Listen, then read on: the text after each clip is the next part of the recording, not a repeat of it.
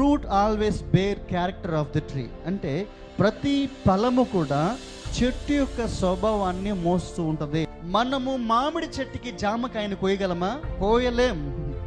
కాబట్టి దేవుని బిడ్డలారా, ఈయన నిజమైన ద్రాక్షవల్లిగా ఉన్నాడు. ఆయనలో నుంచి వచ్చే ఫలములు కూడా శ్రేష్టమైనవిగా ఉంటాయి. కాబట్టి క్రీస్తులో నిలుచున్నామని చెప్పుకుంటున్న మన జీవితాల్లో మనము క్రీస్తు యొక్క సుగుణములను లోకమునకు కనుపరిచే వారంగా ఉండాలి. హల్లెలూయా. ఈ మాటలు మీరు అర్థం చేసుకోవాలి. క్రీస్తులో నిలుచున్న ప్రతి తీగ తప్పక ఫలిస్తుంది.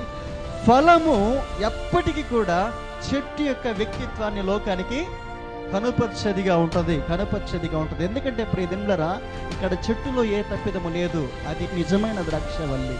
ప్రైజ్ లార్డ్, హల్లెలూయా.